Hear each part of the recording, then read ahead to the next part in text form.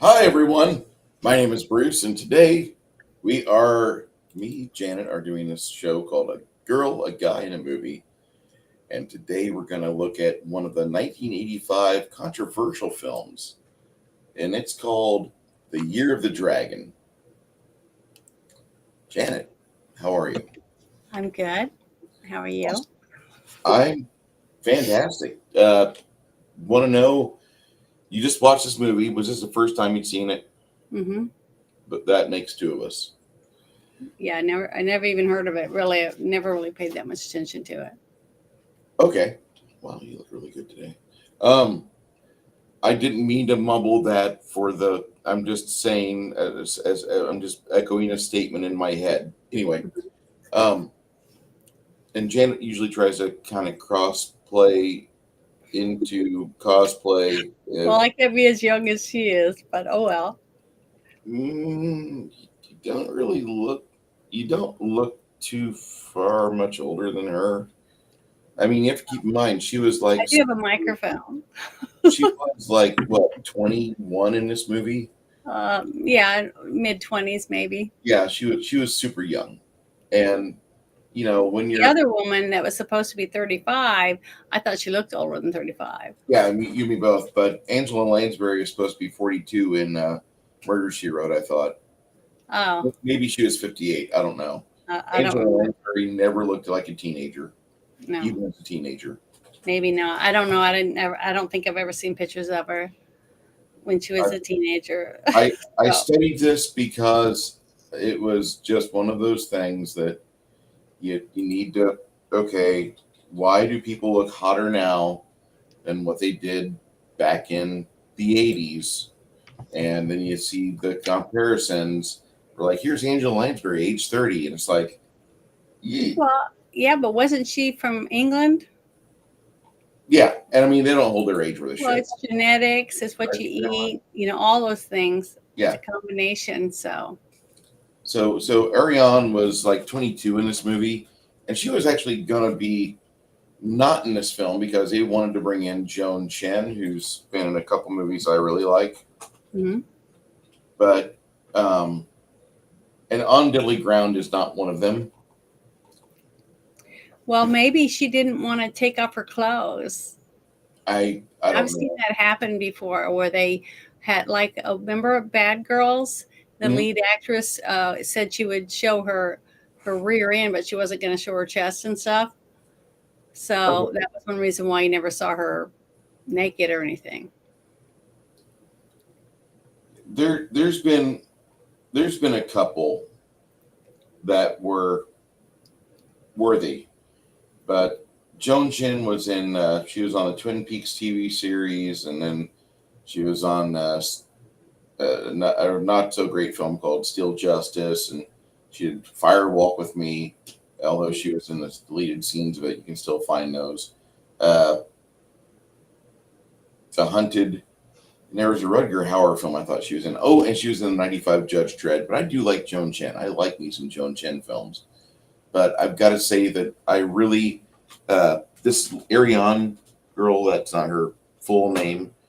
She did pretty okay, and I wasn't upset by the lack of clothing in one scene, but I didn't A add couple of scenes. There was a few scenes that she it, was it in didn't add anything to the movie. with no clothes, and she looked butt naked in that one, Yeah, she complete butt naked. Butt naked. That's probably why they picked her. probably. You think it's I because mean, she she didn't even have modesty patches on, as you can yeah see when she was putting a robe on. yeah she looked pretty okay, but I mean I think the fucking script of this movie is crazy good. It's just that, like what we were discussing earlier, this movie got discussed up until like 91, 92, Yeah, and this this wasn't really a film that was played a whole lot. You don't see a lot of midnight showings for it. Draft House doesn't feature it whenever they're doing retro 85 or retro 80s movies. This is not a mhm. movie that people talk about in mass. And that's kind of a shame because there's some good historical reference here, relevance that this movie does deserve to have a seat at the table.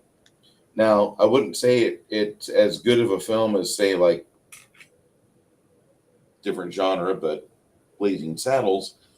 But I think there's a lot of people that hate both movies because of the big R word. Hey, Neo J, how you doing, sir? Oh my God. Mhm. Super chat for $10 from Makani. Makani Oh, drove. well, that's nice of them. Yes, it Thank was. you for stopping in. Oh, But boy. yeah, the big R was definitely in this movie. It had a lot of racism in it. I mean, the whole movie, all the way through, it was racist, basically against, the Chinese, and it used the N word a few times. So it Well, was racist. the It movie was was a very honest look at 1985, though.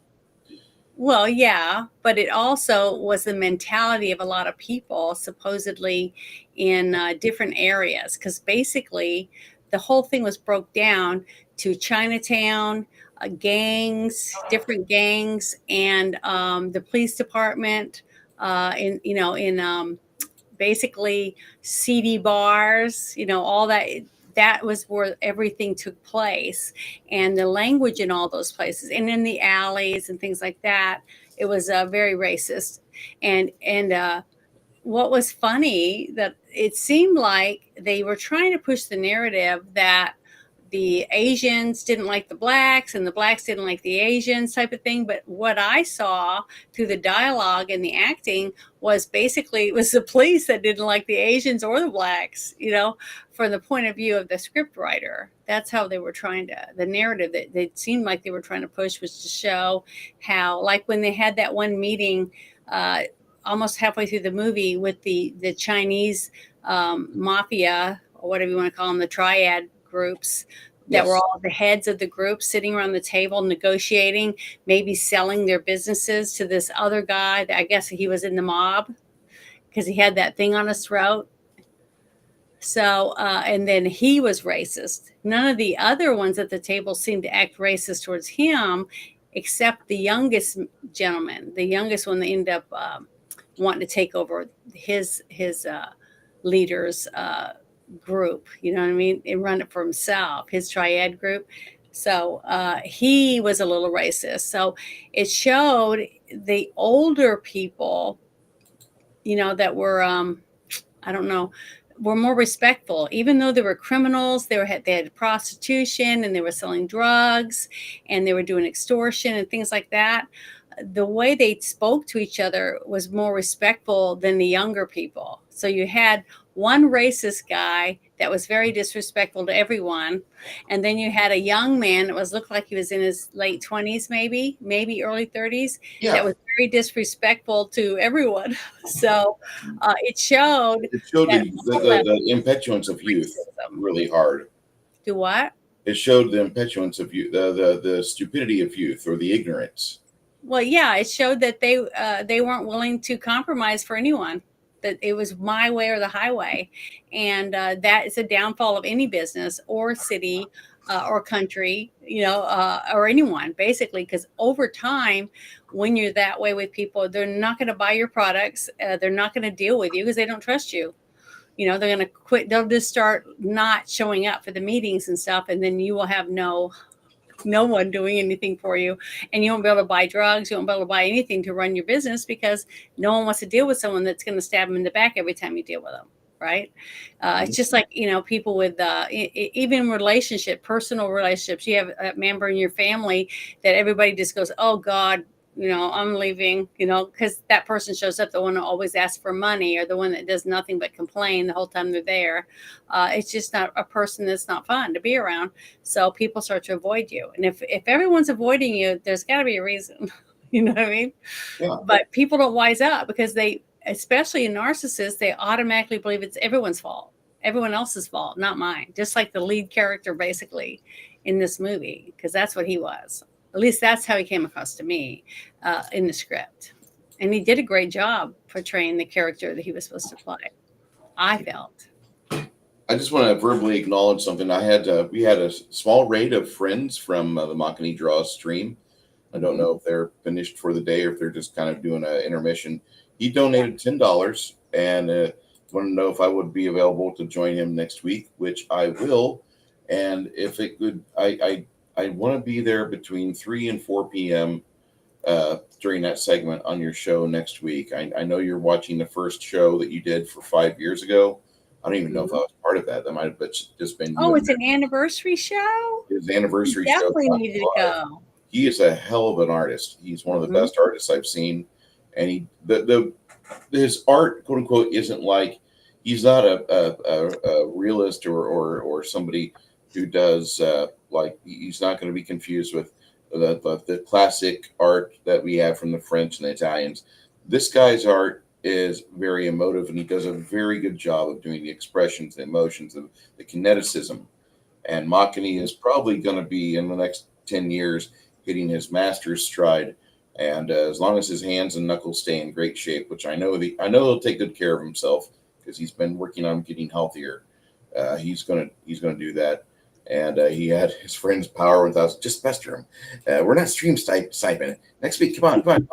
And so I messaged him on X, and I want to have him be able to see him next week between 3 and 4 California time, and that would make it 5 to 6 for us. So we end next week around 4:45, and I go over there and show patronage because I do want him to succeed. I do want him to enjoy his show. He's a great artist, and he does a lot of culture talk, especially around the electronic culture, the not just the internet, but a lot of games and such. So anyway, I just wanted to quickly blurb that out.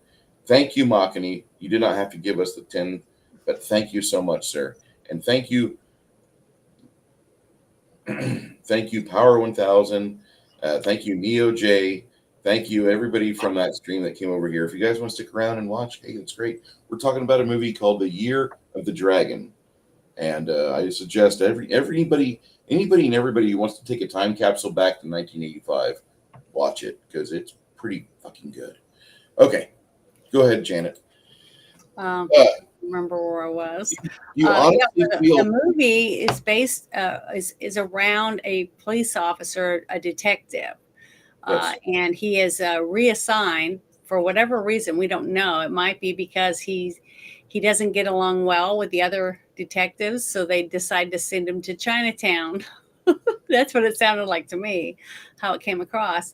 And when he got over there, he decided that they had told him the only thing he needed to do when he got there was to make sure he tried to crack down on all the gangs, the hoodlum gangs that are robbing stores and harassing people in the streets and stuff like that. But he ends up going there with being vindictive because he feels like he has a chip on his shoulder when it comes to people that are from China. Basically, he's a racist, and he's very apparent about it because he says it a lot.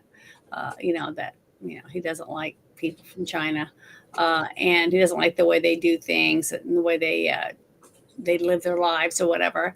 So he decides he's going to clean it up. He's going to stop the extortion from each other and make them follow the rules. And he threatens all the cops that are on the beat cops that are from Chinatown, that if he finds out that any of them take money or bribes or anything from anyone, that their heads are going to roll, basically.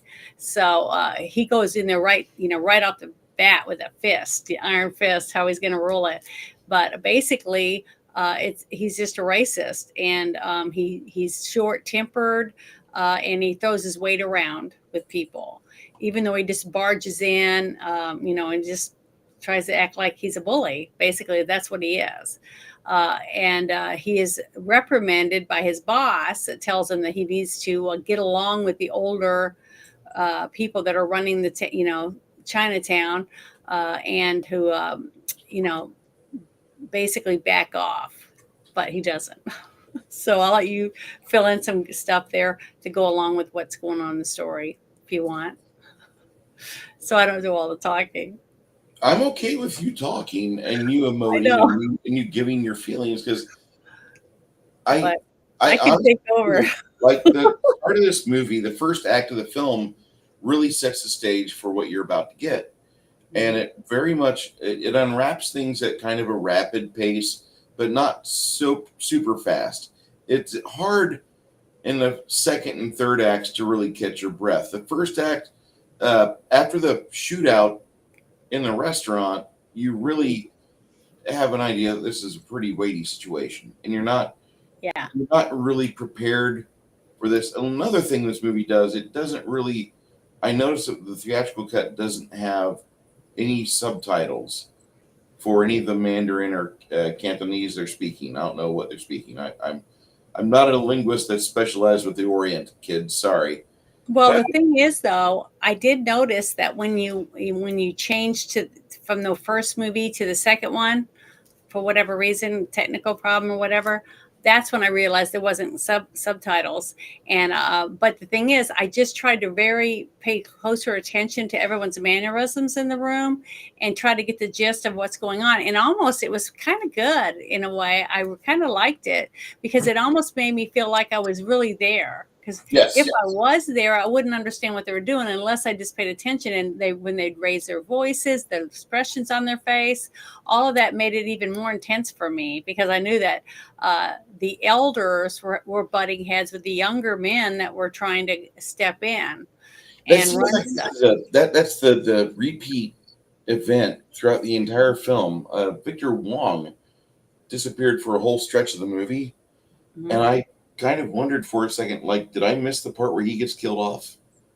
mhm. Do you remember what? Do you remember that? Yeah, Yeah, yeah, because he did disappear, but we found out later. yeah. You find out what happens, but holy shit, this movie surprised the hell out of me, and it never really stops going after your jugular because of the pacing of the plot. It's not the kineticism that really gets you in this film. The kineticism's fine. There's plenty of action. There's plenty of problems that require a good prop master and some ordnance and an old junky car. Uh, the Mercedes at the very end of the movie. Mhm. I read that the Mercedes they have there it gets hit by a train and it just won't dent.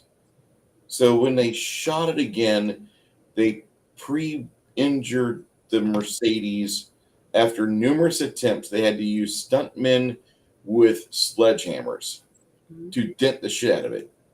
Yeah, I was really shocked when I saw that one scene because I go, that looks like a real train. It was it And was it was coming over the bridge, and when it hit that car, it couldn't even. If it hit a car today, a train like that, well it would today's cars, fly out off the tracks, and it would like burst into pieces, right, like yeah. a Tonka toy. But the But cabin this would be one fine. didn't. It just barely crunched, and it kind of went along on the front of the train, like it because you could Just tell it's grinding the made out of rails, real metal, just real grinding the rail steel. slide the whole time. Yeah, so I thought that was impressive Yeah. because and I thought the movie held up really well. Even though no one had a cell phone, you know what I mean. That was one thing that because they were replaced with guns, everybody had guns basically, Mhm. but people were smoking. That was another thing. You forget when you watch all these movies today and no one smokes, right? You don't see anybody really smoke on TV or in movies anymore. It pisses me off so much. But the thing is, when people lit up, I thought it was. I don't know. That was the most nostalgic thing for me, especially like when he told that reporter to meet him at that restaurant, right? Yep. And he goes up there to the table and he can look down and see what's going on, who's coming in and out. So it was a very strategic place that he sat. But when she sat down and he was being all arrogant and racist, right? And everything he said was racist and arrogant and Everything. narcissistic. It's And good. then he takes his cigarette out and he starts smoking it, lights it, and she whips hers out of her bag and she goes like this to hold it up. She's waiting and he doesn't light it. So she gets her own lighter and lights it because he was an asshole basically too. He wasn't a gentleman. He was just a dick, a big dick, and he does a good job. I mean, that's one thing I can definitely say about him as an actor is he can play a good asshole. I Can was so say that. surprised that the entire time I'm watching this movie, Bruce Willis is doing his John McCain as a best Mickey Rourke Mhm. the entire time. That was Yeah. that's what killed me throughout the whole time. But I think that honestly, if I had to put them side by side, I still think Bruce Willis did it better. Okay. And I thought there were similarities between the two, but I don't think that. I think Bruce Willis had a charm all his own that separated him a lot from that. Because he wasn't a narcissistic asshole. You know, he was an asshole, but he was an asshole to the right people. I don't know if that makes sense. Bruce Willis was. Yeah. So that separated. To me, I didn't get that from him. Even with his wife, you know, when he was at home and he lays on that little bed they had, and he was being all a dickhead to her basically, but then trying to get her to have sex with him anyways, you know, and she was like, see ya. You know, basically she was like, they were already having problems. You could tell just Yes. from that scene in the movie. And even though because she could tell she loved him, but she was just so fed up with Holy shit. She's his at the end. narcissistic pig attitude.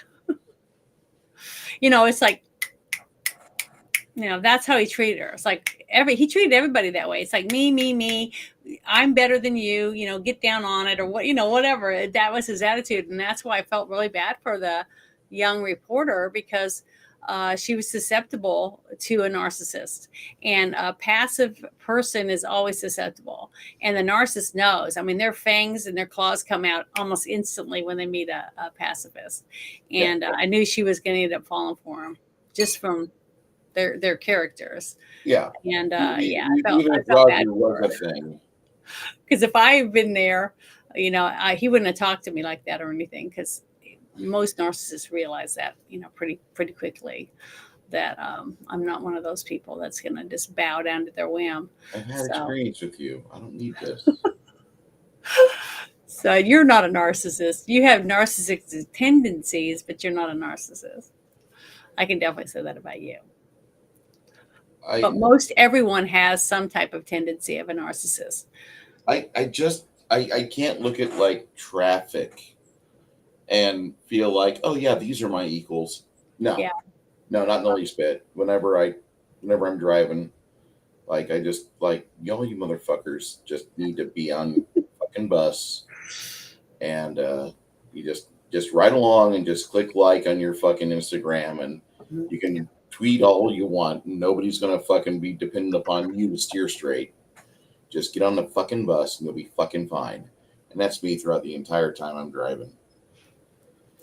Yeah, but that even the triad boss, okay, the younger gentleman because you could tell he was still respectful to a degree with his elders at the beginning. But as it progressed and he felt like he was running out of time to do his big thing that he wanted to do so that he could prove that he was better than all of them, you know, a better businessman, better at running everything, but he didn't have patience. He wasn't able to contain um, his narcissist, you know, feelings about that he's smarter, he's better, he knows more, you know, that he's the new and improved edition, you know, and that's what his downfall was, and that plays out really well with these two characters, with his character arc, because at the beginning, it was like I felt like maybe he was a younger version of the elders, right? But he wasn't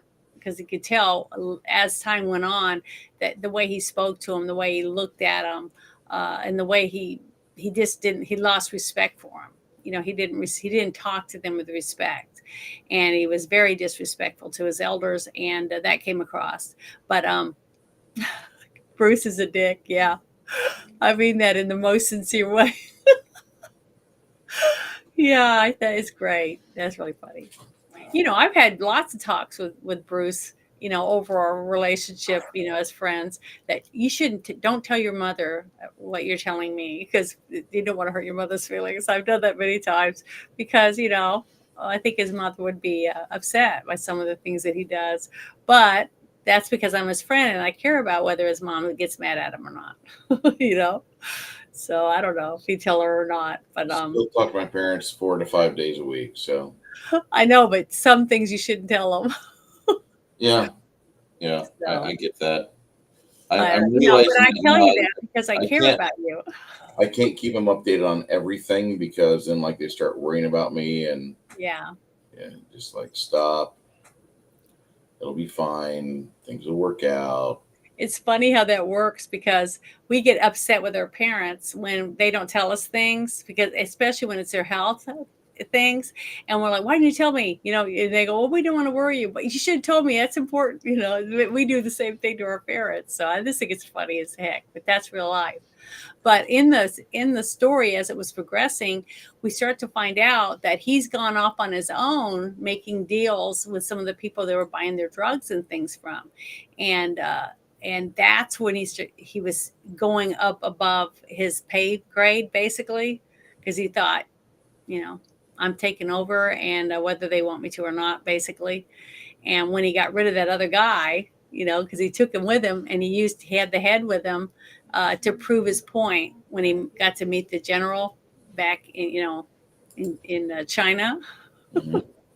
That whole thing was really. Did you see how many extras they had in that? Yes. That was a shit ton of extras. Do you have any pictures from that? Because that was a Hundreds. very dramatic scene to me. The whole thing was so realistic. I felt when you see him riding the little moped thing Mhm. to go see them, the way that they drove there, the countryside. I mean, everything about it was very realistic to The me. authenticity of that scene really kicked my ass. I thought it was They great. filmed it right. They did All the everything. detail in it, the tents, the uniforms. I mean, it's everything. They went overboard. And who was the director again? Michael Cimino, the same gentleman that did a movie called The Deer Hunter. I don't know Oh if you yeah. saw that. I read Uh, the book. I saw the movie it was. later. The book was He fantastic. He definitely did a looks good like job. he took his time to make Yes, sure that the sets, I mean, throughout the whole movie to me was so authentic. Just like I told you afterward, it was so real. All of it was so real to me. And I think anyone could watch it today and not even feel like it wasn't made today still. absolutely. There was only one scene that I went, oh, like that afterward, was when his wife gets murdered in the bathroom. The, a few days later after the funeral service. So this is the only reason why I was like, what? To me, it was sad to see that when the blood was still red. It Yeah, wasn't brown or, starting to turn black, dried on the floor, because he was living in the house he didn't where his even clean wife up. was murdered. He didn't even Right. clean up the bathroom. Yeah, but I can understand that because of his breakdown. Basically, he was starting to go through a breakdown because everything was crashing. You know what I mean? Everything was crashing, and that one young detective got murdered. His wife is murdered. All these bad things were all coming together at one Everything time. comes apart on this guy in And the film. he didn't die, but everyone was dying around him or being shot or killed. And then he finds out the girlfriend, the girl that he well, not really his girlfriend, because he was just sleeping with her. He was He's just just sleeping someone, with her. He's just not. He's someone he just wanted to have sex with. getting She to was it. raped, and he felt, instead of looking at her when she was telling him, instead of being sympathetic with her when she was telling him, because she was raped because of him, Yeah, basically. By 3 different men in her own house. So now she'll never be able to go there and feel safe in her own home. But when she told him about it, the way he reacted was like, I'm going to kill him, but not because he felt bad for her, hugging her, grabbing her and stuff, trying to comfort her. It was because he felt violated himself, because they knew this woman I was sleeping with, and then they wanted to prove to me that they could take away what I want, whatever. Instead of, he put it on himself, because that's what narcissists do. They were trying to hurt him instead of looking at her like, oh my God, they put their hands on you. That thing is what she needed at the time. But see, I'm glad in a way that she saw that from him, so that she wouldn't end up being with him later. It's what I was hoping, because she didn't learn. You know what I mean? She's going to be constantly manipulated by this person because she's a pacifist, just like his wife was. It took his wife many years to realize that he's never going to sacrifice for her. He's always going to be her sacrificing for him. It's a one-sided relationship whenever you're with a narcissist. And this was a great movie. To me, every narcissist girl that I know that loves narcissists, I would make them watch this movie and say, that's who you're married to. That's why you get treated like you do, and it's never going to get better because a narcissist doesn't change ever. So sad truth, but that's the way it is. But he did a great job playing that someone you want to hate. I mean, his character arc was 100%, pointed and let everyone know he was a narcissist, even at the very end. So, he did great. I thought everyone was great. I thought everyone was great actors in this movie. Or even though I couldn't understand half the dialogue, Yeah, half the but they did dialogue. a good job. The scene where they come in and they're using the Uzis and killing everybody and shooting up the place. Oh my God. I was like, oh, it was a really good scene. I did a good job. The people, all the extras in the movie that were flying around and jumping, and the squibs they had on the tables and on the walls. I mean, they had them everywhere, and there was stuff was exploding in glass and cups and plates and tables, and I mean, it was amazing. That was a really, really thought out scene. I mean, you could tell that what the director said he wanted, and then you could tell how the prop people and the makeup people, everybody all worked together to make that scene just freaking good. And they had good actors to make that scene so intense. That scene reminded me so much of a classic Hong Kong action theater film called The Hard Boiled. And the start of that movie is it's at the start of a wet market, and then just all hell breaks loose like what happens in this movie. But that movie, instead of having like 3 gunmen, there's like unlimited gunmen, and it's absolutely batshit insane with the kineticism. And that's a good film. Hard Boiled is a good film. It's a classic for Hong Kong action cinema, but it's not got the later polish that John Woo develops is really good. There's some movies he does overseas, not films he does here. Do not look at The Corruptor as one of his finest works, please.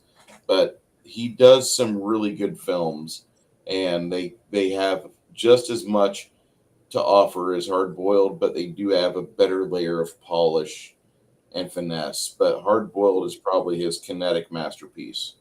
And that's what the first part of this movie reminds me of, because you get that restaurant scene, and for fucking 3.5 minutes, you're fucking just stuck in a chair, wondering who's going to die next, because you see this extra, oh, they're dead. See that extra, oh, they're dead. See that extra, oh, they're dead. And the squibs in this movie are better than in the movie Total Recall. And there were hundreds of them. Do you know how much time that takes to set all those? That's a lot. Yeah, it was a lot of time. So you had a lot of people in the props department and in the different crossovers to make sure that they had everything done and that the makeup and stuff matched all that. Because if they had to do anything over again, and I'm sure they did a couple of reshoots here and there, they had to come in after that was done. I'm just explaining it so people that don't understand. When they were finished with that huge scene, okay, that whole dining room, when you had the cameras panning around, it looked like multiple cameras. I think they used a couple of cameras, and then they edit that together. The editing was excellent for this movie. I couldn't find any editing mistakes except one. And there was only one that I saw, but I only saw it once. And it was, you could see, well, maybe it was 2, because one scene with the triad people, I could see the boom in the upper corner on one. And then another one, it was just a reflection in the window, which could have been edited out without having to basically, reshoot to fix it. So they were very tiny though. I don't think anybody else would have noticed. They might have, but that's just something, I'm always looking at, that kind of stuff. But it was very, very subtle, but the music was good. I mean, nothing took me away from the action in this movie. It was very, very well done and thought out. And it doesn't look like he spared any expense. That every dime that he probably got to make this movie, he put into this movie. Through how many extras they had, all the costumes. I mean, did you see all the uniforms they had to have for the Filipino scene? Okay, just in America, we had 3 filming locations. There was the streets of New York. There is a a back lot somewhere, and then there was North Carolina, where the majority of the Chinatown scenes were filmed in North Carolina, and Really? they studied that main road that goes through Chinatown Mhm. extensively, and they got everything. They casted molds on the bricks of the street, the curbs, and they Awesome. did their best to make it look super authentic, which I feel it did. It came Yeah, out. I thought it was filmed in Chinatown, Nope, no, this was filmed in North Carolina. and they Uh, probably saved a fortune by not having to pay them in New York compared to being able to do it in a I don't smaller area in I don't North know Carolina. what prices that North Carolina would have charged. I'm Well, very I'm telling you right unaware. now, it's nothing compared to what it would have been done Yeah, in New York. yeah. Like That would have been a I lot. was just listening to the Unsubscribed podcast. I want to say it was Unsubscribed, and they were talking about filming in California versus filming in anywhere else. Mhm. And when the cops show up in California, the first thing out of their mouth is, "You got a permit to film?" And no, we're just a couple of YouTubers. Well, put it up. You can't film then. Mhm. And if you don't have the right paperwork, you're just not filming. It doesn't matter if you're filming on your phone or if you got seven rigs and all the equipment to do the filming, or if you're just a couple of 13-year-old boys that are doing a film. If you don't have the permit, no recording, none. You Mhm. got to go home. And that's just how that is in Cali versus like North Carolina, where Well, like they call the whole thing down in Louisiana and in Georgia and Alabama, Hollywood South. Mhm. They're filming The Walking Dead and a lot more series and stuff like that. I think Treme was filmed in New Orleans, in Louisiana areas, all around in there, because of the price, because they got huge tax incentives and stuff. That's really smart. Any state that wants to make some extra money and bring the industry to their state needs to just make sure they have good taxes when it comes to filming, because if it's low enough, they can bring in huge crews of people, and people will be hired as extras or stand-ins or whatever, and also your house might be used. I mean, there's a lot of databases where, like, if you have an old-timey basement that looks really old, or that your home looks really old, or looks like a plantation, whatever, you put your stuff, your pictures on the website, and you put the schematics, the square footage, how big your acreage is, all that kind of stuff, and you might be used in a movie. And that's what they do. The location scouts go out looking for what they need, what they think the director wants, and that's how a lot of these homes get used in lots of these movies and TV shows. And if they can save money, it's unique and different, then you might be used for that. So I just thought they did a great job. You could definitely tell, just like I've always say, is that when you have a good director that talks to his people, his location manager, his casting director, the script supervisor, all the people, and they all work together with the props department and the makeup department and all the different areas, you can have a really, really good film that's very believable, because everybody wants to see it be successful. And I definitely felt that with this one. I don't know how well this movie did at the movie theater. It uh, didn't do that well in the movie theater, but didn't? Yeah, no, just like I said, that it would have had to the only thing I could see that would turn people off from watching this is definitely not for kids. I can say that, because there's total nudity in this when it comes to the one woman. You see front and back, you see everything. They don't actually act like they're having sex. They're just like together. You know what I yeah, mean? They're not really groping and doing a lot of nasty stuff. It's just nudity. But the language is very colorful. It's very the, racist, the, and I'm sure that a lot of people, certain people, that don't like that stuff, even though it's telling an authentic story that deals with racism. Which I don't see how you deal with a story like that without having racism in it. You have to have it. That's what the story is about. And a lot of people might have said, "Don't go see it. It's a racist movie." Well, whatever. Just like today, people say, "I'm not going to go see that because it's woke," so someone won't see it. I went and saw a couple movies that people told me was woke, and I didn't see it the way they told me it was. So that's why I tell people, I don't care what they say. If you watch the trailer and you think it looks good, go see it. Don't worry about what your friends said, just because they have a different point of view of you. You might enjoy it. So, I go see And them anyways. what I really found to be weird is that I'm looking at the information. The movie made it was budgeted for 24 million, and worldwide it made 31, including some VHS rentals and beta rentals and sales. Yeah. But That's all the way up till today. Someone made that much up to that's what today or no? Wikipedia has. I'm sure there's some more detail. It probably made closer to about 40 Yeah.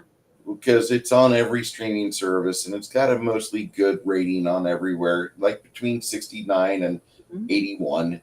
That's not bad. It's a 70s movie in terms of rating. It's an 85 film with lots of racism. They do say a lot of colorful slurs, some of your favorites, and it's just one of those movies that it's very honest with itself. And when it came out, it was telling an honest story, but within 5 years, we had this movement come along, and we were suddenly beset with movies like Mo Better Blues, Mhm. Spike Lee Revolution, and movies kicked off.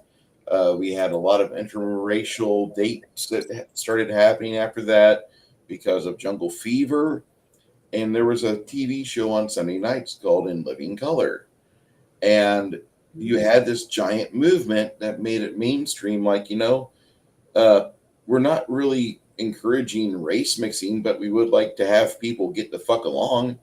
Yeah. And even even after 1992's bullshit with Rodney King, that didn't really dent the narrative where there was still a big agenda, which I can't get any way, shape, or form against. I love the fact that like people can get along even though you're not the same melanin count or as long as you all speak the same language and you guys can understand and trade with each other, that's all I give a shit about. And I think that was kind of the narrative back then, and we've gotten away from that so hard. But this movie does such a good job of showcasing how it was to be a child of the 50s and 60s, and you go off to Vietnam and you fight, you come back, and nobody fucking appreciates you. But then you got these guys from the forgotten conflict, Korea, and they're there busting your chops because like you're there and you made a big fuss because some fucking hippie spit on you when you were in the middle of a parade, or maybe you're just getting off the fucking Mhm. subway in New York and the fucking hippies are giving you grief. Like of all people to get upset about the giving you grief, like I've never seen a buff hippie. Like they were the pre-soy filled American. Yeah. I Well, guess that was one of the things that I did like that I thought was really good. It was deeper than I expected yes, because of the media yes. stuff. The way that they filmed it, because that's basically, I was trying to dress up like that one woman because I had never seen it, so I just went through and I asked for pictures from the movie, and it was very few that I didn't see any women. I didn't even know he had a wife or This anything. movie is He was forgotten. the only one, so I just got my short wig and tried to dress up like like something that she was wearing in the movie. But the thing is, the parts that she did on the street, and then you had all the people pushing and shoving, trying to get past the cops, and you saw the cops standing there with their arms out trying to hold back the press. The press corps was just all over the place, and I thought they did a very realistic job with that. I mean, you've watched a lot of these press things in the White House. Now they're all sitting and they have to sit and they're supposed to, because they want to be able to go back. So they're pretty good. But on the street, they're not like that. They are animals on the street. If you've watched any of the stuff live stream, I've watched a lot of live streams showing other press, not the live streamer, but they're focused on the people coming out, giving speeches after court or whatever. And it's a madhouse. So they did a good job at doing that. And the young woman that played the reporter, she was very articulate and to the point. And she wasn't nice. You know what I mean? She No, wasn't really nice. She was pressing questions, getting up in the face of the person. I mean, like a real journalist. And I thought she did a very good job on those you aspects did a of it. very good In Carolina that Reaper, I think. I thought she did. And I liked the way some of the people reacted to the reporters. Like when they were saying, get them the hell out of here, that kind of stuff. You had some of the higher ups in the cops part doing that. And then also some of the people that were being bombarded by the press, the criminals, basically, their reactions were really good and very realistic for me as a viewer of what I would think in that part that was going on, how the press would be acting. And I just thought it was really good. I thought they did a really good job, well-rounded areas like that. And then also the woman that played his wife in some of the argument scenes that she did, like when she tells him it's just over, I can't deal with this. Nava. Yeah, and then she went down the hallway and slammed the door and went into the bathroom, and you saw her immediately go to the sink, and that is what I could picture that. And she's crying, and looking at herself in the mirror, thinking about what a dumbass she is. She did a wonderful Very job. believable job. Yeah, my stomach hurt for her. I mean, I was wrenched because of it. And then when she got murdered in her own house. It was just devastating. I just felt so bad for this woman because she gave half her life to this guy, what 15 years or something like that. Something like that. Yeah, around that, to this man, waiting for him. And then when he was saying, just give me some time to think things out. And she's like, I'm running out of time. I'm running out of time. I wanted to have a baby. I wanted this. I wanted that. And I kept waiting and waiting and waiting. And she did. She waited, and then she died, and she didn't get any of the things that she'd hoped she'd get the day she said, I do, and because she loved the wrong man. She loved a man that was incapable of giving her the love that she needed or she deserved. And that was heartbreaking. So that was her character arc was just sad. It was really sad, especially when I loved the fact, though, that the director thought how important it was to pan around the room so you could see the pictures, some younger pictures of her and him, and then older pictures, and their little awards that they've gotten and his awards that were hanging on the wall, showing their path of their marriage and how she was keeping the house. Everything. She was keeping the house clean, and she was, was doing the best she could to make sure he had a home to come to. And when he wouldn't come, or when he would come home, and then he would get a drink or whatever, and then he'd leave. And she had dinner ready or whatever. So all of that it gave you a view into their bad relationship. She was married to someone who wasn't available. He was never available for her. So she was in a one-sided relationship. Everything revolved around him, period. And that was I felt bad for her. So that was really hard for me to, care about him that much, because I really didn't. I didn't care whether he's successful. I didn't really care whether he finished, even when because he kind of forced himself on the younger woman and they had sex or whatever. And then he just felt like he owned her. So he just gets his stuff and just moves in. He just took control, and that was his personality. And that's, he did a good job at being that controlling, overbearing narcissist. I just thought he did a great job. He should have got an Academy Award for his portrayal, because he was, that's how realistic it was to me. I can't complain about any of the actors' performances in this film. Catherine Nava, the wife that was on a ragged edge throughout most of the movie. Yeah. You feel sorry for her. You really feel her presence in the film, because she's trying to be patient, and she's trying to be a saint, and ends up, she should have been a nun. She wasn't trying to be a saint. See, that's no. To me, I felt like she was just trying to be a good wife. She's trying to be a good wife, and she would have been better off if she would have been one of those nuns on the phone. That was a great.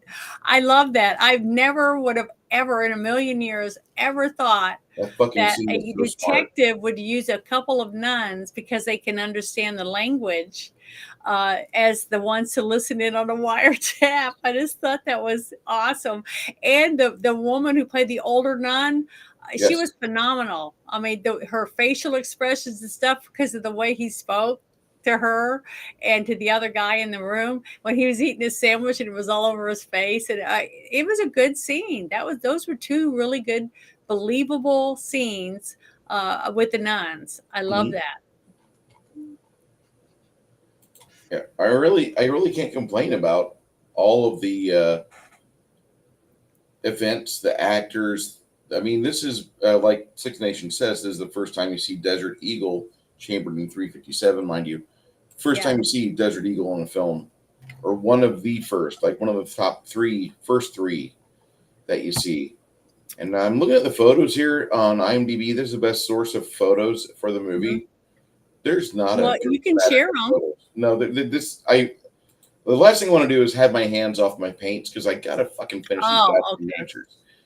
But I'm gonna show you. Hey, Cam, how you doing, sir? I'm gonna show you like they don't have a whole lot of photos to share. You're better off to watch this film. Yeah, that's what I said. I could only find the one woman when I did a search on Google. I didn't go to this page because I didn't want to ruin the movie. You know what I No, mean? I just wanted to see the women characters in the movie. That was it. yeah. So Um,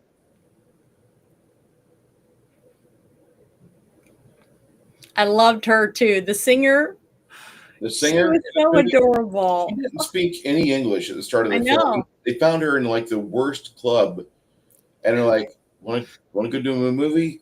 And cha cha cha cha chi chi chow, and they're like, "Yeah, I'll do a movie." And she thought she's going to do something terrible. Instead, they give her enough money where she can go learn English.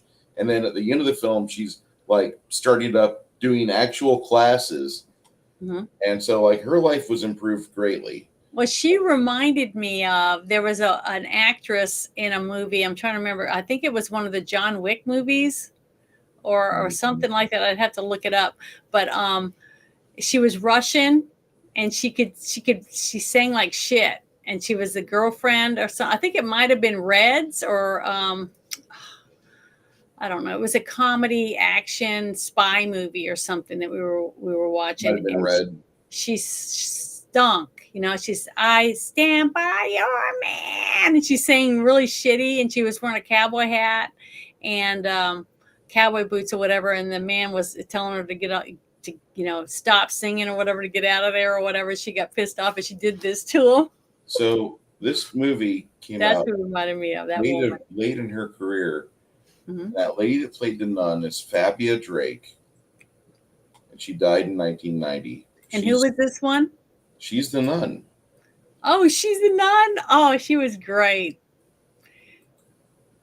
She was really good. She did a very believable job. Yeah, there she is. Because when I saw that right there, see that shot? She looks like Walter Matthau. Yeah, she does.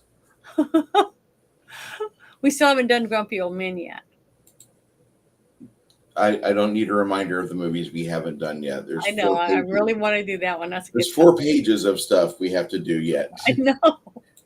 Can't help it. I get it. I want to do good movies too.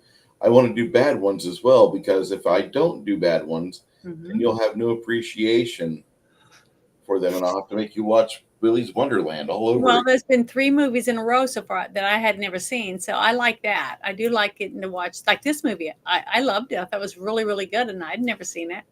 If you guys have seen this movie before, give your scores in the chat. I'll start and I'll have Janet read your rating or review. Mhm. There is a YouTube link that's at the 40-minute mark. This right here. Yeah. You want to go watch this film? Click that. Oh, you And can watch it on YouTube? yeah, Wow, I didn't know somebody they did uploaded that. that. We were having trouble at first, and then I just did a quick search, watch online, and I was looking for an hour and minute mark for the movie for the start and beginning, ending credits. Yeah. I found that within like 15 seconds, and I'm like, oh, we'll just connect from over here to here because the fucking movie we were watching had some Rusky fucking narrating of credits as the movie opened. And I'm like, no, this ain't right.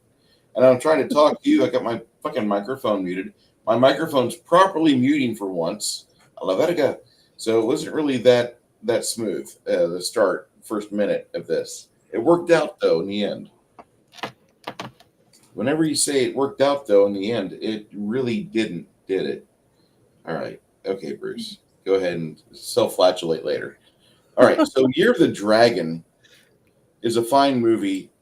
And if you haven't seen it yet, I got the link there for you in chat. Go ahead and check it out. The name of the movie threw me off. It did. Yeah, because I was expecting like kung fu fights and stuff like that. I don't know why. I guess because the Year of the Dragon was a Bruce Lee movie too, right? Enter the Dragon.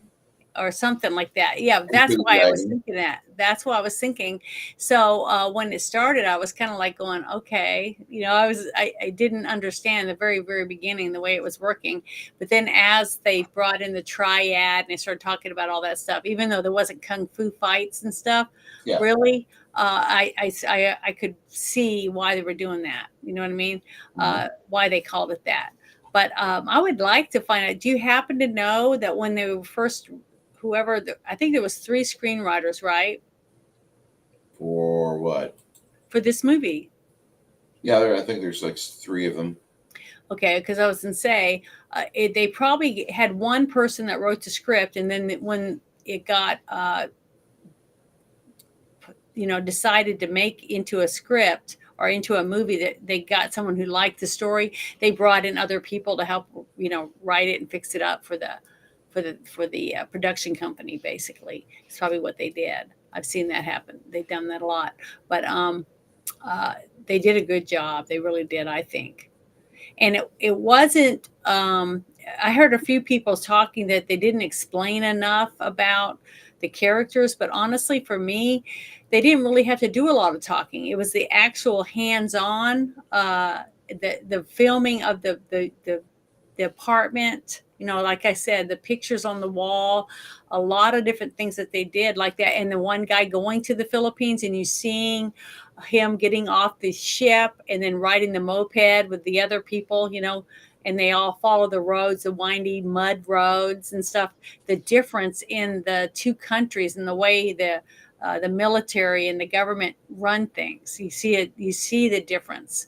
And, I just thought that was really good. I thought the detail and stuff like that was really telling, and it spoke volumes. And then the shipping yard, you only saw the one guy in the Port Authority car, basically talking to the detective, and you didn't need a bunch of workers. You just needed his conversation with them about, we got this, that, and the other. The ship is huge, and we just don't have the time and the resources to go through the whole ship and lift floorboards and blah, blah, blah.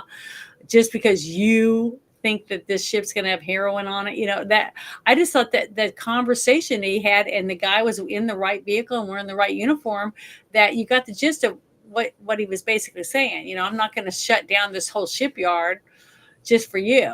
That type of thing. So little things like that, and the detail and the environment that they were in when they were talking, and the backdrop and all that stuff. You could tell that the location manager did a freaking great job at finding places to fit whatever the scene was, because every scene I felt was believable to get me to believe whatever was going on in the scene. Did you have a problem with any of those? No.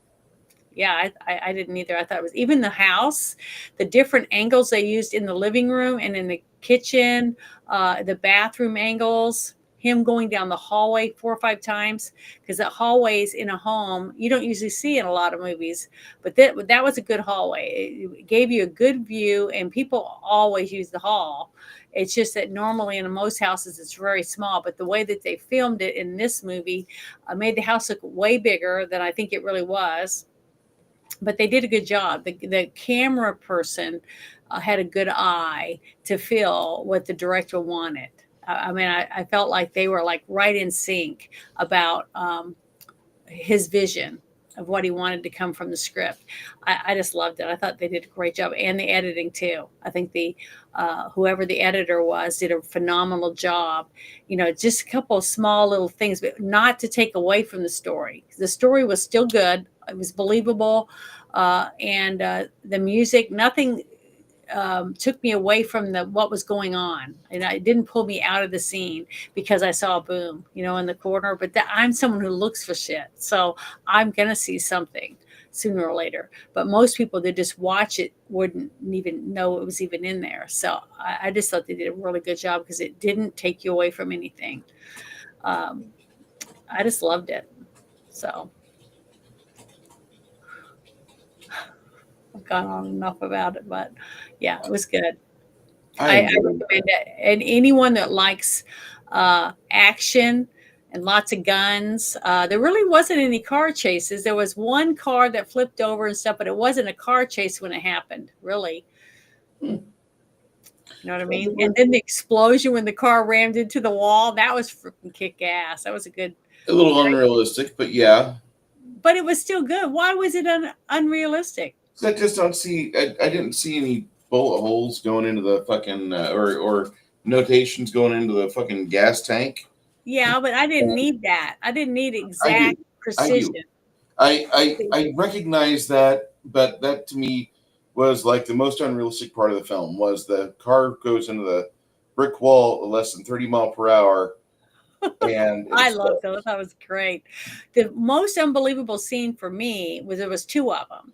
It was two of the gunfires of the people with the Uzi or the machine gun shooting at the lead as he's coming out of the restaurant the first time, and they're shooting, and the wall's getting all blown to hell, but he doesn't get one shot, not even the kneecap or foot or anything.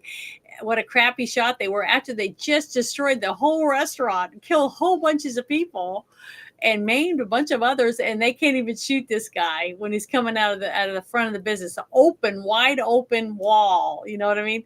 And then the other scene was the same thing when they were shooting at him when he was coming out of his apartment after they had just killed his wife, cut her throat, and left her in the bathroom. And he comes running out, and he's up above the street. He's just a open target, and you see the bullets going around and stuff getting hit, but not him. See, that was two times. It was, to me, that was just a little bit over the top. And then you had the other guy, his brother-in-law, running down the street because he knew something bad was going on because he could hear the shit that was going down. And he came running, and he doesn't even get shot. So, just those were two things that was a little far-fetched for me, but I accepted it because I was already into the characters and into the movie, and it was a dramatic scene to see her get her throat slit in her own bathroom at her house, and it was just sad, the whole thing. But at least she died as his wife. She wasn't divorced. You know what I mean? She at least had the dignity of dying as a married woman. The one thing that she had dedicated her life to, being the wife of a police officer. She had a more dignified funeral service and stuff. And I was shocked when they showed her in the casket, and they had it all set up, and the priest was reading from the book, and she had bruises on her face. So that was one thing I didn't like that, because you do the best you can to get a good person to make your loved one look the best that they can make them look. Even when someone's been beat all to hell, they can use enough makeup, airbrush or whatever, to make your loved one look presentable, like they're sleeping.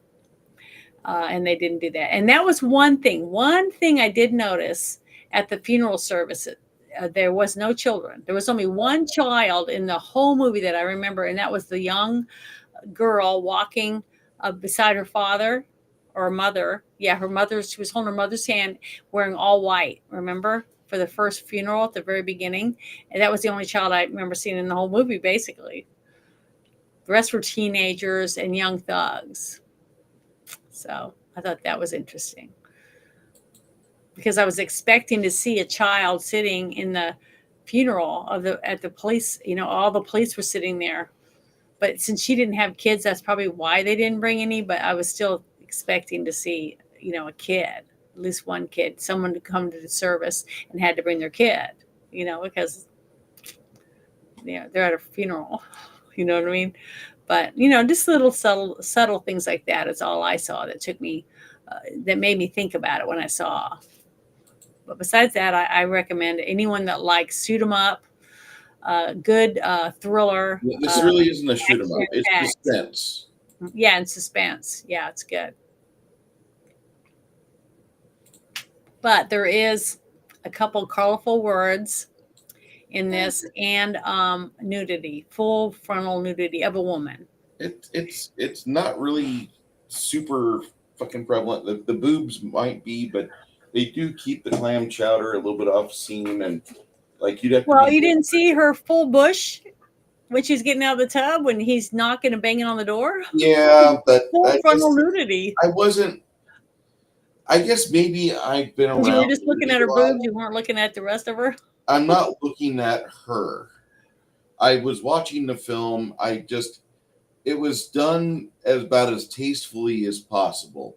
There's really no smut in this film. Yeah, I was like so jealous of her bathroom. I was jealous of the damn, fucking apartment. all those beautiful But windows and the giant garden tub. I was like, I would love to have that. I don't know if you know this or not, but it's available on IMDb's trivia section. This movie, they have a vantage point of New York City. Her apartment was built. It was on the side of a building. Mm-hmm. They fucking built that because nobody else had filmed from that angle before, and Michael Cimino was like, "We got to do this." Yeah, because it was supposed to be New York, and she was supposed to be a highfalutin, up and coming reporter. Yeah. So I could see why they did it, and it was beautiful. I wouldn't have known that was just a set. I mean, it was a breathtaking apartment that anyone would just go, "Oh, I wish I had it." I wish I had that money to do that because it was gorgeous. I loved the openness of it. Absolutely loved it. Every time I saw it, I was like, I want to do that. Did you see you saw the records all lined up? That she had collection was amazing. Oh my God, I was so jealous. And the way they were on display to show that she loves music and she loves records, albums and stuff. But it was the way they were displayed. It just made me so jealous. I was like, oh my God, I would love to have a living room like that. And she had a sunken living room. Yep. And then it stepped up into her loft bedroom. I just thought it was just gorgeous. To me, it was like a penthouse apartment in New York or a big city, looking down at the skylight because you saw the lights and the stuff. It was just beautiful. I just loved her apartment. It was nice. And it looked like a real apartment to me. Yeah, it really did. It looked like somebody had done some good work with prop design and management, and they had a real architect there to help with facilitating everything. They built it on the side of a building, and they made it look really fucking nice. I wonder if it's still there today. That's my question. I don't know. I mean, I could see somebody wanting to rent it, wanting to live in that because it was just beautiful, especially that bathroom. Oh, I would love to just sit in that bubble bath with candles around it and drink some champagne while I'm looking at that. Oh, watching the sunset or whatever. Oh my God, it was just gorgeous. I just loved it. But it was really scary when she comes stepping down the steps from her bedroom, and then that guy steps in front of her at the bottom of the stairs, and you could hear his knife pop up. And then she turns around slowly, trying not to act scared, and started going up, and the guy comes back down the stairs, another guy. I felt really bad for her. I thought they were going to kill her. That's what I thought, because I hadn't seen it, so I didn't know if she was going to die or not. But yeah, that was really sad. And the fact that they didn't show you what happens to her, I guess, because they didn't have to. You know what I mean? They didn't have to put something so horrible like they did when you saw the woman, the wife, the guy grabbing her, and you see him cut her throat. It's a hard view. There's a few scenes like that, and the part where he's the triad leader is sitting at the end of that table, and then he pulls that bag out and he pulls that guy's head out, and it's got blood all over it, and it's dripping onto the table, and you see him slam the head down on there. It was pretty gruesome. And then all the soldiers sitting at the table in the uniforms, there's so many extras. I was like, wow, they went all out. The movie was crazy with the amount of extras, the amount of work. And if $24,000 They spent $24,000 to make this movie. It's shocking what they used to be able to do in the 1980s compared to today. That movie, everything, all those extras, all the scenes, everything you saw would cost $100 million or something to make today. That's ridiculous. So that's why I love practical effects compared to some of the other things, because to me it just makes it more believable. And it's probably less expensive, but man, it was good. They did a great job considering that it cost $24,000 to make. It was kick ass, I thought. So there's a movie that we're watching next week, and a lot of you are familiar with Molly Ringwald, but have you seen Molly Ringwald's first big movie? And that is Space Hunter: Adventures in the Forbidden Zone. And Michael Ghostbusters, Michael Winslow's, yeah, I think it's Michael Winslow, the black guy from Ghostbusters.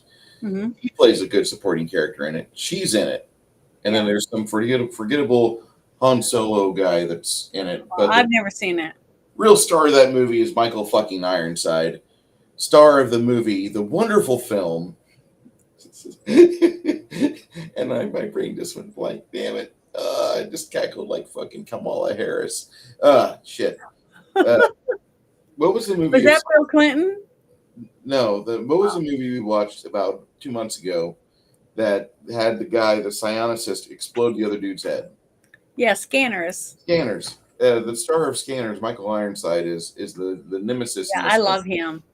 So do I. He's I like his movies. Like a really good dude. And he seems like somebody that's realistic, that does things on a common basis. He's not full of himself. You know, he recognizes I'm probably getting old. But he was in one of the best movies of 1986, and that's Top Gun. He was in Adventures in the Forbidden Zone, which we're going to watch next week, along with Molly Ringwald, and that we're going to see the beginning of an era, basically, because I think that movie really kicks off. That was one of the first 3D movies. That and Jaws 3. Is it a 3D movie? It was a 3D movie. Oh, is it going to be hard to watch it without 3D glasses? I think that it's regular. As much as they say it's in 3D, I think nothing was filmed in 3D. Because I've watched this movie on regular ass bulb televisions. Oh, okay. So that means they made it regular too. And 40 years. Yeah, they made it regular, and it's okay. The 3D effect, I'm sure, was great in the theaters when you had the glasses, but I don't see where the 3D parts were. Six Nations says to us, according to Google, the apartment lasted only a week before they removed it off the side of the building. Well, it probably wouldn't have lasted if a big storm came or something. No. See, I didn't know that. I thought they took an open office or something in the building and built her an apartment in there. But he's a cyborg in this movie we're gonna watch. Ironside. Yeah. Oh my God, I'm excited about watching it then. Yeah, he is just. I don't know. To me, he's one of those actors that looks like he loves doing it. You know what I mean? There's a few others. There's just very few that, to me, like Kurt Russell. You know, Kurt Russell has that personality that you could tell that you're probably on set with them that they're having fun, because they like making movies. Yeah. And that's how I never met Michael Ironside, but I would love to meet him because I think he's that kind of person. I think we both park our cars in the same garage on that, Janet. I would love to go meet him. Cars in the same garage all the time, but I'm just saying, we definitely agree on this. Michael Ironside is one of the peak humans of this reality, and he's such a fun individual. His behind the scenes stuff he did for a really bad movie called Fact 2. It was a sequel to Heavy Metal, which we'll probably never watch that. I value your time. If I didn't, I'd be like, oh yeah, we're watching Willy's Wonderland. I just watch your I would face. say, please. I would watch it if you wanted to really watch it and do a review. I would watch it again. Just The just rest to of it, I mean, be because ripping I on did for stealing 2 hours of your time. Yeah, I really don't want to though, because it was bad. I get it. Um, but Michael Ironside is in this movie as a cyborg, and the practical effects in it are really good. I think so. We're gonna watch that because So he's like an Arnold Schwarzenegger person. no, Oh, he's Michael Ironside as Michael Ironside can emote. Arnold Schwarzenegger, chill out. We're never watching Batman 95. yeah. Okay, never. Yeah, he is the best part of Fact Two. I I've never just seen that either. If that's a that, movie, that's Heavy Metal 2. It's not worth it. The first Heavy Metal we'll watch. Easy. Great movie. Amazing film. Ivan Reitman helped produce it. I mean, it's almost the gold standard in like 80s cheese. And John Yeah. Candy does like some really good stuff in that too. But that movie is so good. Fact 2 is not.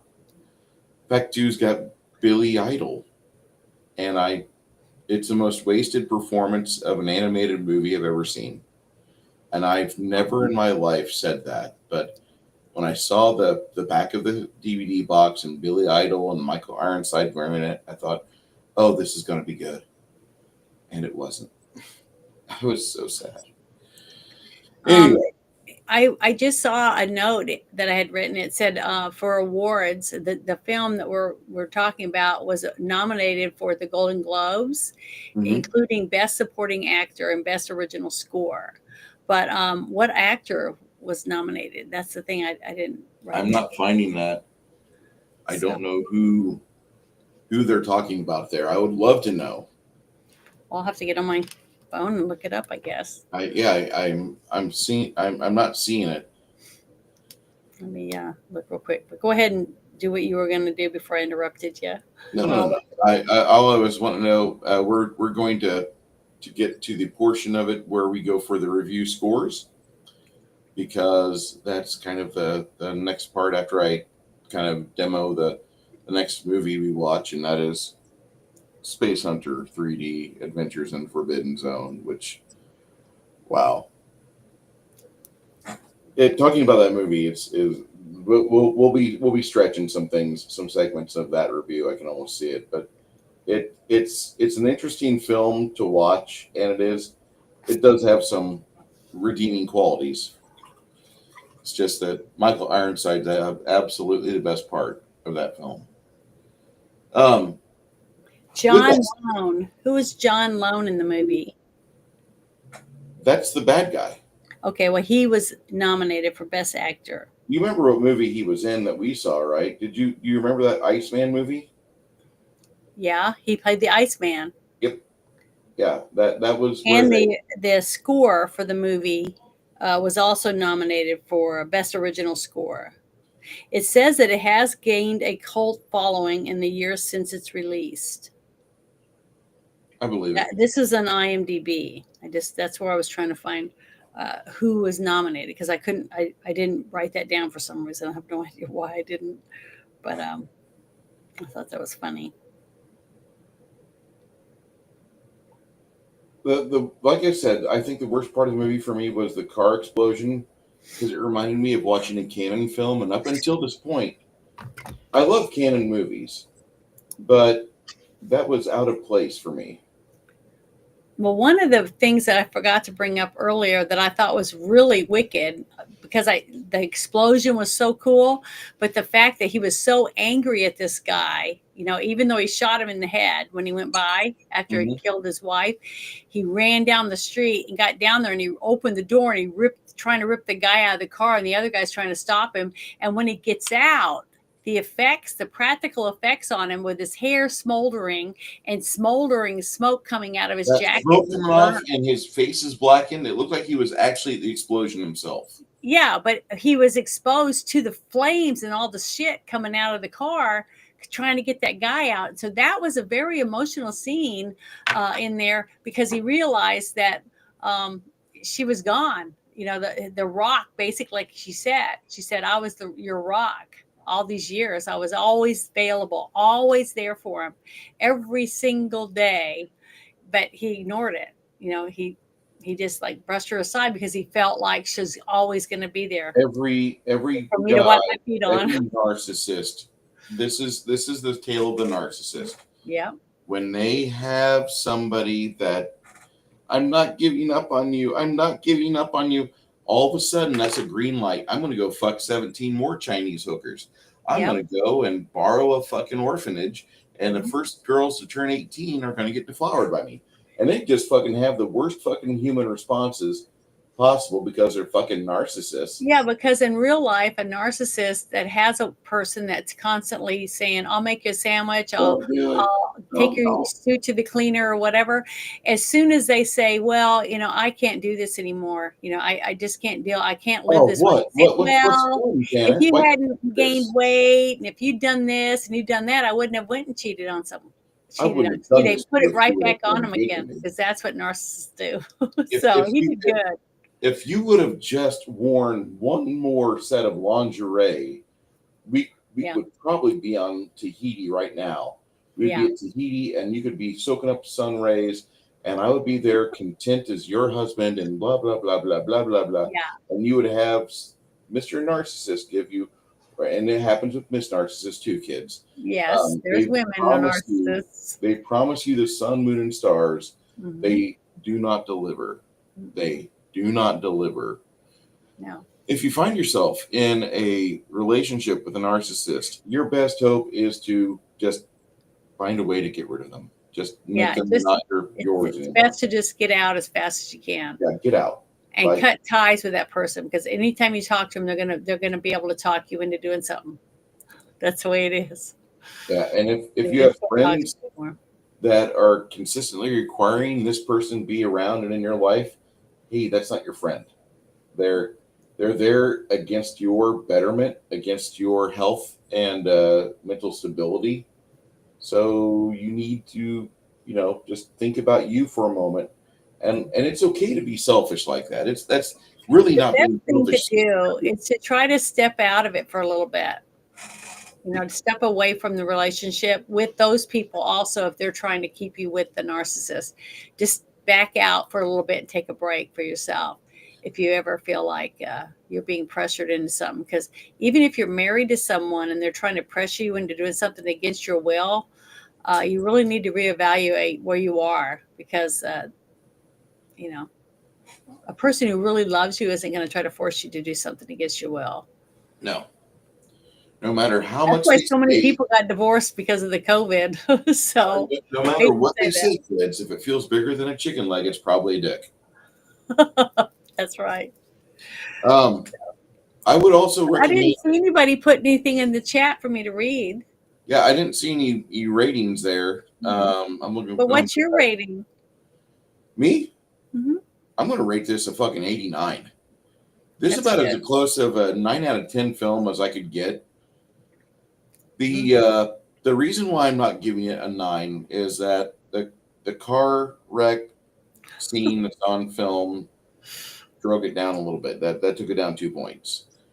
Then we had a couple other things like Ariane's overacting at the first act of the film when they first meet up, and she's trying to convince him, "Oh, there's a Roger in my life," and she's trying to, later get him out, and her inability to emote properly. I mean, she's a Yeah. good actress. She's not that good. She's not Mickey Rourke in a specially constructed apartment to get a great fucking view of New York City, $40 million budget or $40 million opening weekend movie like this should have been. Was she in lots of other stuff? She was. She's still Okay. doing stuff as I have of to look years and see because I didn't look her up yet, but I'm gonna. She does okay. She's not great in this movie. Joan Chen would have been a better actress. She wouldn't have been the big draw. Would not have been the nudity queen that that Ariane is. Yeah. But it's got some things that are really nice. One is the Desert Eagle makes its debut in the 357. You don't really see 357 Desert Eagle too much in movies. A lot of times when they bring out the DE, it's in the 50 caliber variety, but usually you don't see the Desert Eagle. Um, yeah, I don't see any ratings for this film. This is a very much underappreciated movie. But maybe they hadn't seen it. Yeah, I that's why I I hadn't. link in the chat because y'all want to see a good movie? I got that. I got your link. This movie is free. Go see it. You'll enjoy it. Or there's a Russian version out there on the RU sites. Don't see it because they Oh, the never. Russian one. That's what you were trying to play the first time. Yeah, Now I remember. Okay, yeah. but watch this movie. It's a fucking good movie. I give it an 89. It's not quite A material, but Mickey Rourke is a real handsome little son of a bitch in this movie, and he plays a really good New York detective. He plays John McClane, John McClane, not John McCain, Senator John. Yeah, John McClane. John McClane from the Die Hard series is given a real nice coat of paint in this movie, and you can see like the pre-Die Hard John McClane, which that's just how this is in my head canon because he looks so much like Bruce Willis and acts so much like an asshole Bruce Willis, straight out of Die Hard or even The Last Boy Scout, because The Last Boy Scout is damn near top. Yeah, to me, if you were going to compare him to Bruce Willis, it would be from The Last Boy Scout, not the other one. I mean, I just don't. I might see similarities, but he's more like the other one to me in this movie. I And this is my favorite movie with this actor in it because I really don't like him. Okay.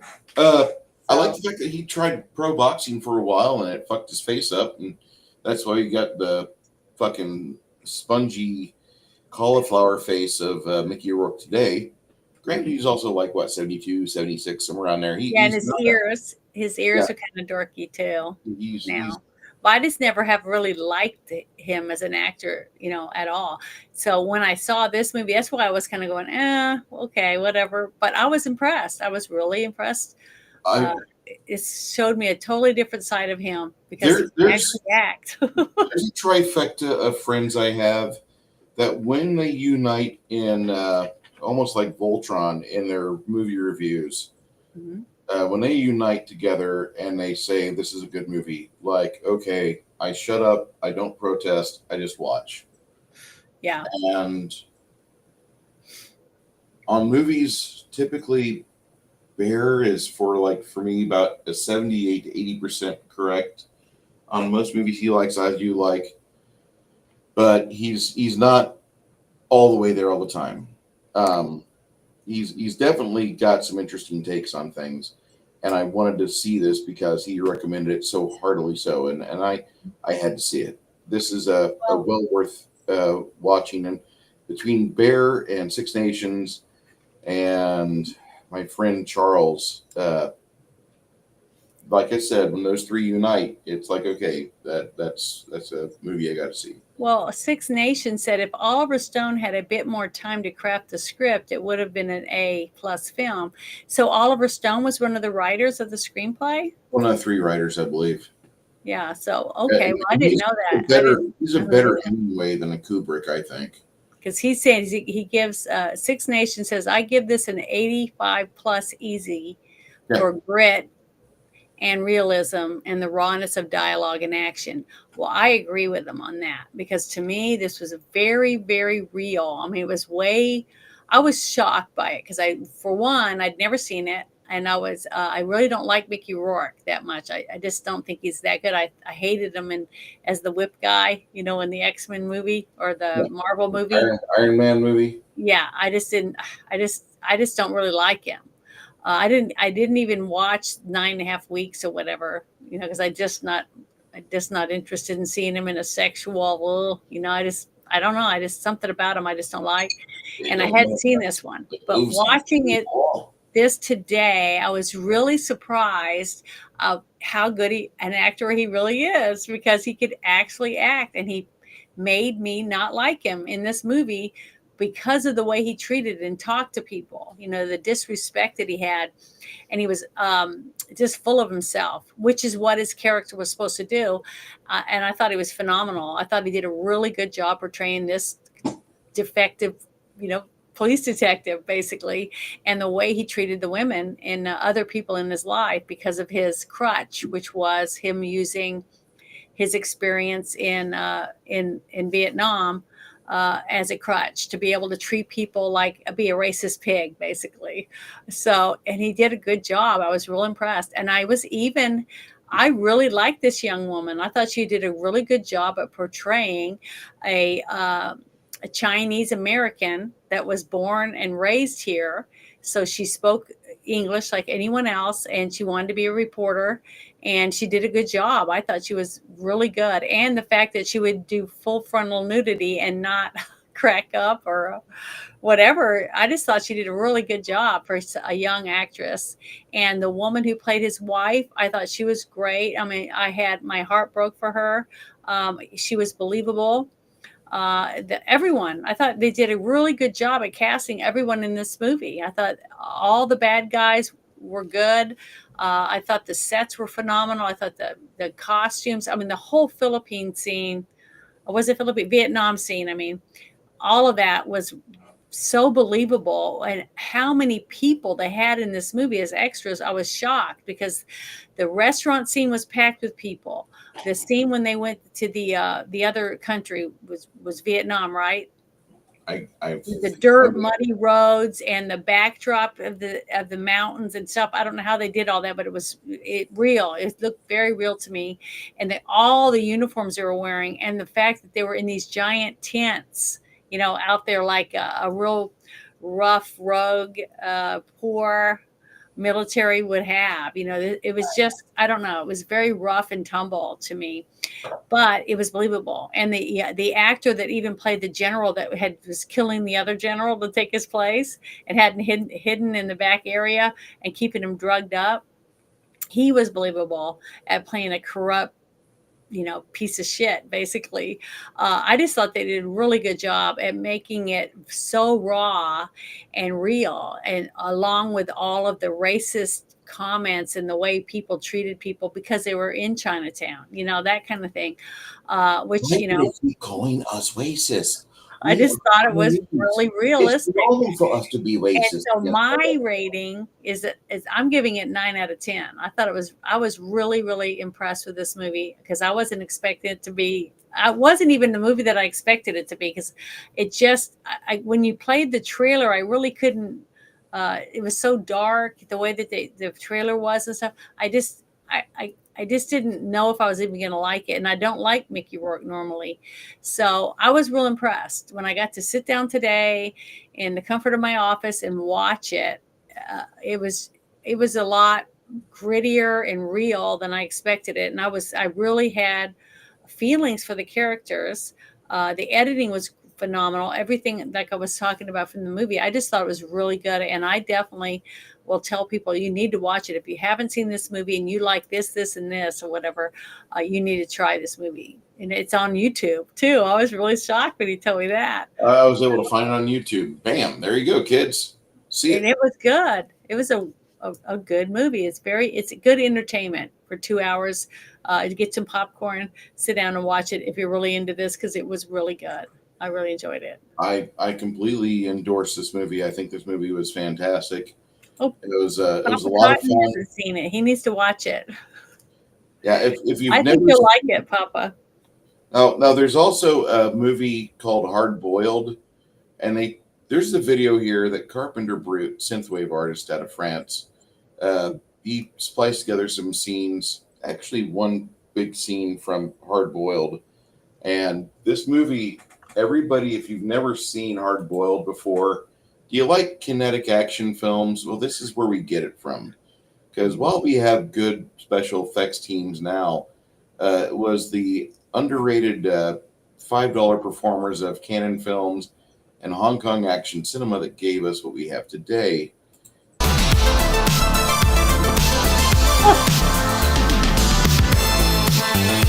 From 1988 or 89, Hard Boiled was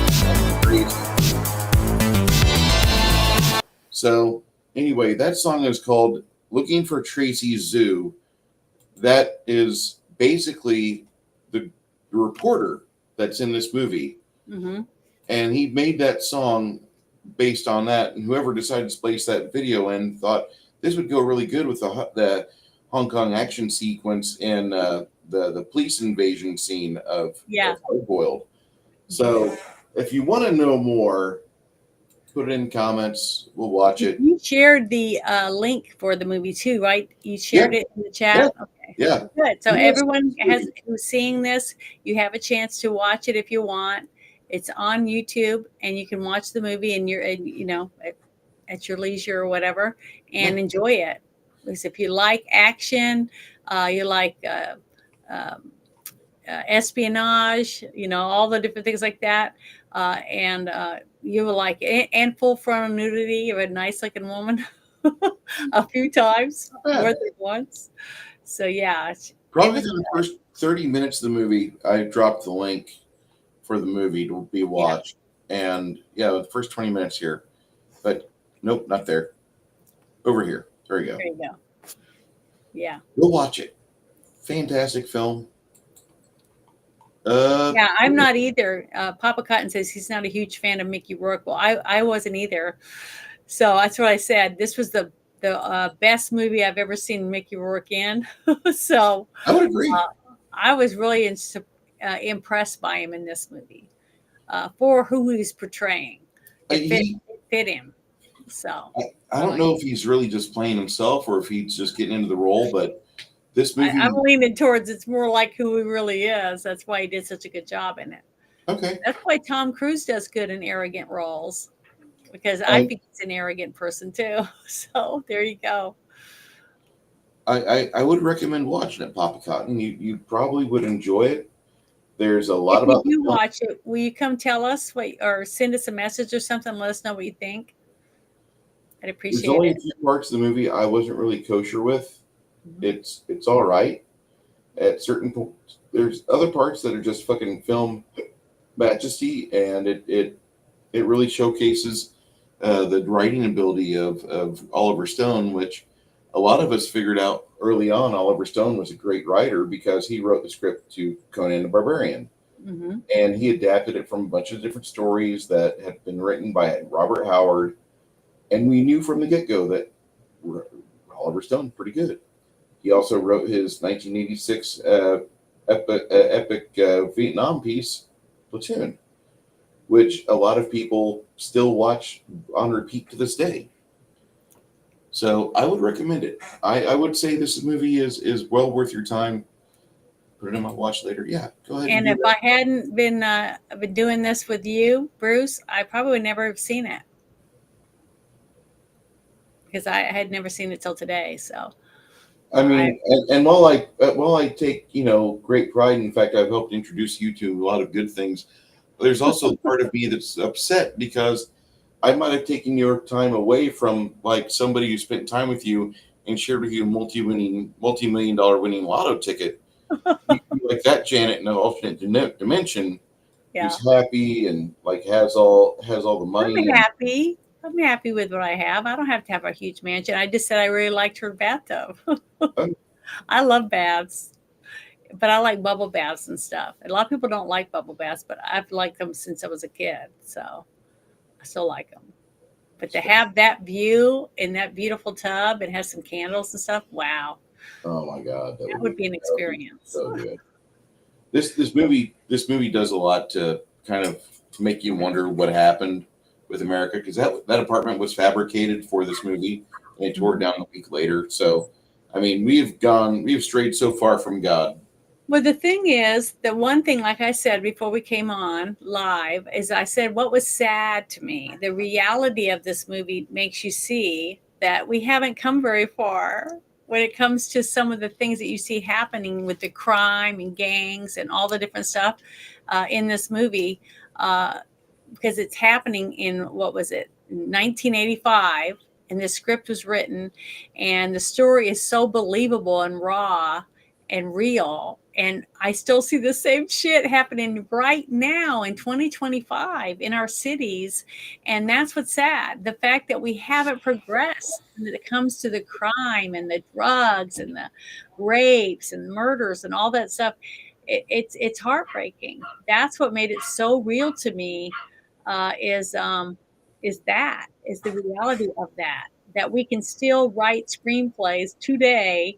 You could make this movie right now with that exact script and it would be real. I mean, it's today. It's happening right now in our cities, and that's what's so real about it. And you know, I hate that. That's the one thing I wish that we could start working on things like that and actually make a difference. But you know, we talked about that beforehand, and it's kind of depressing to say that, but it is a really good movie. I mean, the story's good, and I hope that people can watch it and maybe think about, yeah, what can we do to make our future better and to make some changes. But just like I said, you know, about it, that Cain and Abel were at the very beginning, and, you know, people just are jealous and people do things for their own benefit instead of thinking of others. So that's just human, I guess, being human, that some people are that way. So. Well, clawfoot tub would be amazing. Grandparents on a little clawfoot. Wish we had that. Yes. Oh yeah, they're so pretty to look at too. Nick Mullen. Okay. Check that out. So He does a show, a stand-up show. Is that what he's telling us? I believe so. Okay. I believe that's what that is. I can't highlight it within Restream. Yeah. So we'll figure that out. Check this out on YouTube so I can see what he printed there, Mr. Cotton Ministries. Mhm. And Janet, do you have anything you want to add for your next couple days on the platform? No, I mean, tomorrow night. What's tomorrow? Tomorrow's What's Monday, the date? the 18th. Okay, well, I don't think I have a game tomorrow night. I think it's our next game is like the week after, but that's the only thing is that I'll probably won't have anything until Wednesday night if we have a game on Bears channel, and then Thursday night I'll have either Team Shit Show or After Hours, and then Friday night will be another Friday night shit show full of shit. So there you go. That's it. Okay. And I'll be on X, you know, doing spaces and stuff. So, and hanging out in Discord. Sweet. So apparently, Pop Cotton, thank you so much. He typed in Nick Mullen special called Year of the Dragon, and he says it's funny. So if you Good. want to see funny, It's a funny movie, or is it stand up? stand up. I like stand up. So Well, good. I'll have to check it out. I'm going to be trying to do something new with my Rumble account and get that inflated and going. Not that I don't mind what YouTube has given me for the past 16 years, Mhm. but I really would like YouTube to stop being self-destructive to the creators. So a lot of us have gotten behind it and try to tell them, and they just ignore us. So they're going to try getting a Writers Guild of America to unionize all of us on YouTube. That's their goal. What does that mean? They want us to be paying dues and to be. How do they do that? I mean, I don't understand. Can you explain it a little bit before we leave? The YouTube's offices in the last month have had the WGA getting a lot of emails to them, and people have gone by there and they've been talking about making all the content creators here part of the union because apparently we're all writers, and that's really not going to work. YouTube is starving for money. They're a loss leader for Google. They don't make money for Google. They spend money for them to build all these server towers to have my years of D&D videos available. They lose money, Mm-hmm. and they're trying to. They will hurt themselves if they do that. If they try to force people Yeah. to have to do something like that. Oh, Because but- I live in a right to work state, so you don't have to join the union in this state that I live in. So They how they can they are can we wanting online? to do that. They've already started some draconian policies like the two-factor verifications. The must have your papers for YouTube. That's all started, and it's all dumb ideas. So I'm going to be, like I said, getting more Haven't heard friendly with Rumble, and I'm probably going to be doing more live streams on Rumble throughout the week. So if you see a notification pop up on Rumble and it says your buddy 75, it's Bruce. Okay. I hope to see you there. Janet, look forward to being with you on Friday night for the shit show once again, as we can complain about stuff. And next Saturday, forward to you guys playing in that D100 game that I love so much. Yeah. Well, me too. Kids, thank you so much for being here with us today. If you missed anything or you'd like to give commentary, please drop your comments within the comment section. We'd like to give a special shout out to our friends, Baby Doll. You've always been here with us each and every show. Thank you so much for being here with us once again. Cotton Ministries for popping in and saying, hey. Six Nation 31 Kings for being here all the time. Hardwick Bentho. And I thought I saw Lloyd Christmas. Yeah, Lloyd Christmas and Hardwick Bentho for being here. Yeah. Hardwick, I didn't see during the stream. I saw you during the airing of the movie. Appreciate that. Mm-hmm. If you want to watch movies with us, message Janet on her X account or on her Discord. You can find that information on Janet's page. Because we're watching what movie again next week? Space Hunter. Space Hunter. If you want to watch Space Hunter with us, about 12:30 Central Time. About 12 o'clock, because I'm going to have to leave early so I can go hang out with Makani for a little bit. I do want to give an appearance over there. I was on his show for like 4 years. Yeah. Wow, So, I didn't know that. Yeah, it was. I think it's going to be great. I was the miniature and paint representative over there, and he did the inking and awesome line work. Magic and Bear did a lot of the crafting stuff, but that's what we do. Jackie Blue, thank you for being one of our queen moderators, and for all of the rest of you, please be careful. Please be safe. Please put your communists in the wood chipper. And do not forget that on Wednesday, we have the 85th anniversary of the assassination of Leon Trotsky. Fuck that guy. May he rot in hell. That wasn't his real name, but that's what he was known by to Western civilization. Every communist should be disposed of in a like manner. God bless you all. Have a great night.